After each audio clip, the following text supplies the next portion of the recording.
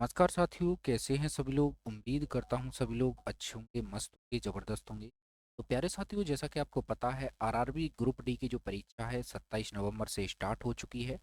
तो आज हम डिस्कस करेंगे कि अब तक जो 30 शिफ्ट हो चुकी हैं आज तक, उन शिफ्टों में टॉप 5 ऐसी हार्ड शिफ्ट कौन सी हैं जिनके बारे में आप लोगों को बताना बहुत ज़रूरी है, क्योंकि प्यारे साथी उन शिफ्टों में आपका नॉर्मलाइजेशन आपको अच्छा खासा देखने को मिल सकता है।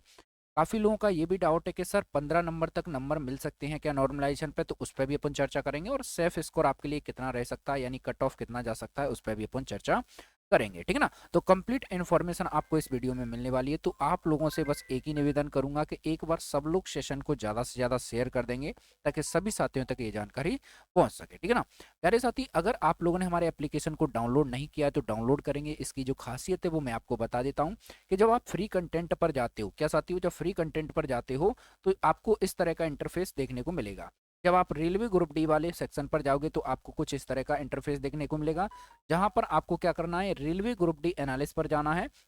जहां पर अब तक यानी 9 दिसंबर, यानी आज हो गई 10 दिसंबर, ये अभी कुछ देर बाद अपलोड भी हो जाएंगी, लेकिन 9 दिसंबर तक आपकी कंप्लीट जितनी भी पीडीएफ हैं वो सारी अपलोड कर दी गई हैं। तो वहां पर आप जाओगे और डाउनलोड कर लोगे। ठीक है ना। और अपनी तैयारी को और मजबूत करेंगे। चलिए, अब हम करते हैं आपकी जो शिफ्ट है उस पर डिस्कस। देखो प्यारे साथी, आपको पता होना चाहिए हमारी शिफ्ट यानी 27 नवंबर से स्टार्ट हो चुकी है।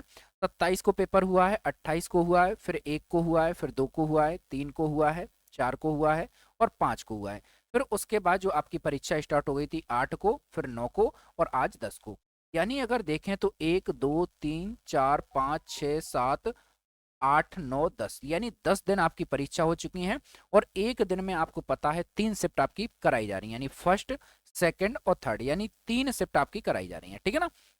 अब प्यारे साथी देखो, अब देखो क्या होता है, जब आप लोगों ने देखा होगा जब कोई बच्चा परीक्षा में पेपर देने जाता है, यानी अगर 27 को गया था, 28 को गया था, 1 को गया था, 2 को गया, यानी इस तरह से आपका परीक्षा देने गया। अब जो बच्चा है पहले दिन, अगर हम बात करें पहले दिन यानी 27 तारीख को, ये 3 बच्चे गए, क्या गए, 3 बच्चे मान लेते हैं पेपर देने गए।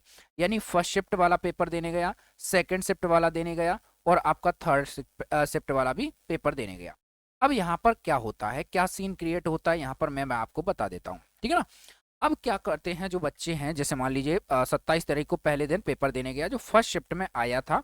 अब जो बच्चा था जिसने पूरी मेहनत की थी और वो पहले दिन जब उसने पेपर को देखा, उसको ये नहीं पता था कि पेपर इस बार कठिन आएगा या सरल आएगा, लेकिन वो जब परीक्षा में गया तो उसने कुछ ऐसी चीजें देखी जो अनएक्सपेक्टेड थी। अनएक्सपेक्टेड का मतलब, जैसे आपको पता है कि जैसे आपका 25 साइंस का आ रहा है ना, 25 आपका साइंस पूछा जा रहा था, उसके बाद आपका 20 जीके का पूछा जा रहा था ना। मैथ आपका कितने का भैया, 25 नंबर का। उसके बाद आपका रीजनिंग कितने का भैया, रीजनिंग आपका 30 नंबर का। इस तरह से आपका सेक्शन इस बार नया प्रारूप बनाया था। और इस वजह से प्यारे साथी क्या हुआ था, थोड़ी सी आपको आसानी भी हुई थी, क्योंकि कोई दिक्कत नहीं आ रही थी, क्योंकि भैया सेक्शन बाय तो आपका माइंड सेट था कि भैया पहले मैथ करना है या रीजनिंग करना है या हिंदी यानी आपका जीएस करना है। ठीक है ना। तो इस तरह से माइंड सेट था सभी का। जब बच्चा गया और उसने जब देखा तो पेपर उसको थोड़ा सा यहाँ पर देखा, साइंस साइंस उसको ऐसा लगा कि चलो ठीक है मॉडरेट है, तो उसने भैया साइंस को भी बना दिया। मैथ जैसे ही बनाया उसने, ठीक बन रहा था, किसी को दिक्कत नहीं है। रीजनिंग में बना रहा था, ठीक बन रहा था। बट लेकिन जैसे ही जीएस वाले पोर्शन पे जाता, यानी जो 20 नंबर का था, उसमें जब देखा उसने तो 20 के 20 क्वेश्चन आपको देखने को मिले, किसके, करंट अफेयर के। किसके देखने को मिले, करंट अफेयर के। और इस वजह से क्या हो गया, बच्चे का जो स्कोर है थोड़ा सा डाउन हो गया। यानी ये इन तीनों सब्जेक्ट में उसने अच्छा बेहतर परफॉर्म किया, बट लेकिन जैसे ही उसने करंट अफेयर को देखा तो उसका स्कोर डाउन हो रहा था। क्यों हो रहा था, क्योंकि इतनी उसने अच्छी करंट अफेयर नहीं पढ़ी थी। अब उसके लिए पेपर क्या हुआ था, उसने कहा बाहर आके कि भैया हमें तो करंट अफेयर पूछा गया था, तो इस वजह से पेपर मुझे थोड़ा सा हार्ड लगा। क्या लगा उसे, हार्ड लगा। अब प्यारे साथी क्या हुआ था, जब सेकंड शिफ्ट वाला गया था, क्योंकि भैया ये तुरंत शिफ्ट चल रही है, तो यहाँ पर भी इसको क्या लगी थी, ये वाली शिफ्ट क्या लगी, हार्ड लगी, क्योंकि भैया उसको भी ऐसे ही था। अब ये तो है नहीं कि भैया चलो वो छूट गया है, जैसे फर्स्ट शिफ्ट का आपने रिव्यू देखा, रिव्यू देखने के बाद आप तुरंत तो याद नहीं कर सकते, लेकिन जितनी चीजें आपको याद थी तो उसके अकॉर्डिंग आपने भी उसको हार्ड बताया। यानी पहले के दिन यानी 27 तारीख की जो तीनों शिफ्ट हैं उनको अपन क्या मान के चलेंगे, हार्ड मान के चलेंगे, क्योंकि बच्चों के अकॉर्डिंग ऐसी बात की गई। अब जब बच्चा 28 तारीख को जिसका पेपर था, उसने 27 तारीख का भैया तीनों शिफ्ट का कंप्लीट रिव्यू देखा। क्या देखा उसने? कंप्लीट रिव्यू देखा और उसको पता चल गया कि भैया आने वाले दिनों में यानी करंट अफेयर का वेटेज अच्छा खासा रहने वाला है। तो उसने उसको थोड़ा सा रीड किया, उसने उन टॉपिकों पर ध्यान दिया जो यानी 27 तारीख को पूछा गया। तो उसके अकॉर्डिंग प्यारे साथी उसने इन शिफ्टों वाले बच्चों से कुछ बेहतर करने का प्रयास किया और कुछ इसमें बच्चे हैं उन्होंने कुछ बेहतर करने का प्रयास भी किया है। क्योंकि मान लेते हैं कि 27 तारीख को जो बच्चा गया था तो उसने उतना बेहतर परफॉर्म नहीं कर पाया होगा जितना 28 तारीख का करने वाला है। क्योंकि 27 तारीख को पहली बार दिया था पेपर एक लंबे समय के बाद और उसने अनएक्सपेक्टेड चीजें देखी, जैसे जीएस वाला पोर्शन है जहां पर 20 का पोर्शन पूछ लिया तो यहाँ पर रिदम खराब हुआ और ये सब जो पहले दिन वाली शिफ्ट है यहाँ पर थोड़ी सी कठिन हुई। अब जो 28 तारीख वाले जो बच्चे हैं वो 27 तारीख का कंप्लीट रिव्यू देखने के बाद क्या हुआ था, उनके स्कोर में थोड़ी सी बढ़ोतरी देखने को मिलेगी। क्यों देखने को मिलेगी? क्योंकि उनके अकॉर्डिंग प्यारे साथी उन्होंने जो मेहनत की थी उसके अकॉर्डिंग प्यारे साथी क्या हो गया था, यहां पर उन्होंने स्कोर में क्या किया है, थोड़ा सा बहुत बढ़ोतरी कर डाली। क्या कर डाली? थोड़ी सी क्या कर दी, बढ़ोतरी। कहने का मतलब उन्होंने उस करंट अफेयर को पढ़ लिया जहां से टॉपिक थे, योजना वगैरह थी या इसके अलावा और भी चीजें थी, उनसे उन्होंने प्रश्न को पढ़ लिया। ठीक है ना? तो उनको प्यारे साथी वहां पर क्या है, रिव्यू के माध्यम से थोड़ा सा हेल्प मिल पाई है ना, तो मिल पाई। तो उनके अकॉर्डिंग ये पेपर थोड़ा सा मॉडरेट हो गया। क्या पेपर हो गया 28 तारीख का?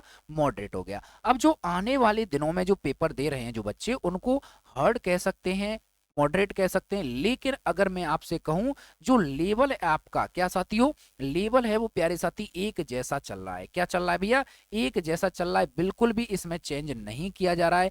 मैथ जिस तरह से मॉडरेट पूछा जा रहा है मॉडरेट आ रहा है, कुछ क्वेश्चन कैलकुलेशन वाले हैं आ रहा है बाकायदा। ट्रेनिंग में भी मॉडरेट आ रहा है जिसमें कुछ क्वेश्चन आपके क्रिटिकल है, जो समस्या क्रिएट कर रहे हैं वो आपके आ रहे हैं, इसमें कोई दिक्कत नहीं हो रही है किसी को। उसके बाद जो आपका इसके अलावा आपका साइंस है वो भी आपका मॉडरेट है। लेकिन जीएस जो आपका 20 नंबर का था वो करंट अफेयर अभी भी पूछी जा रही है। तो बिल्कुल आपके पेपर में कतई भी बदलाव नहीं हुआ है, ये आपको मानना पड़ेगा। ठीक है ना? मेरी बात से सहमत हो? अब प्यारे साथी बात करेंगे भैया कौन सी शिफ्ट कठिन है कौन सी सरल है, तो ये बताना थोड़ा सा अभी मुश्किल हो सकता है। क्योंकि प्यारे साथी ये हर बच्चे के अकॉर्डिंग अलग अलग तरीके से बताता है हर एक बच्चा। 27 वाला अपनी को शिफ्ट कठिन कहेगा, 28 वाला कहेगा सर मुझे तो हवा भी नहीं लगी, 29 वाला कहेगा वो यानी आपका 1 तारीख वाला बच्चा कहेगा कि सर मुझे तो पल्ले ही नहीं पड़ा। तो इस तरह से हर बच्चे के अकॉर्डिंग ये शिफ्ट बदलती रहती है, यानी हार्ड इजी ये उनके अकॉर्डिंग डिसाइड की जाएगी। लेकिन ये अभी हम ये नहीं कह सकते कि एग्जैक्ट किसकी शिफ्ट हार्ड है, क्योंकि भैया यहाँ पर जो डाटा है अभी बाहर लीक तो नहीं हुआ है। क्योंकि उनके अकॉर्डिंग है, ये बच्चों के अकॉर्डिंग है। जो पढ़ने वाला बच्चा है उसके अकॉर्डिंग सरल हो सकती है, जो मॉडरेट बच्चा है उसके अकॉर्डिंग मॉडरेट हो सकती है, और जो बिल्कुल ही नहीं पढ़ने वाला है उसके लिए हार्ड हो सकती है। तो कहने का मतलब हर एक बच्चे के अकॉर्डिंग ये शिफ्टें क्या होती हैं, अलग अलग होती हैं। और इसीलिए प्यारे साथी अभी थोड़ा सा निर्धारण करना थोड़ा सा मुश्किल है। बट लेकिन मैं आपसे एक बात कहूं कि प्यारे साथी आप थोड़ा सा अभी कुछ समय और दीजिए, थोड़ा और शिफ्टों का डाटा आने दीजिए, फिर हम आपको टॉप 5 शिफ्ट भी बताएंगे। क्या साथियों? टॉप 5 हार्ड शिफ्ट भी आपको बताएंगे। लेकिन फिलहाल में मैं यही कहूंगा कि आप अपनी मेहनत को जारी रखिए। और जिन साथियों ने अभी हमारे एप्लीकेशन को डाउनलोड नहीं किया है तो एप्लीकेशन को डाउनलोड करें, जहां पर फ्री में आप टेस्ट लगा सकते हो, फ्री में एनालिसिस देख सकते हो।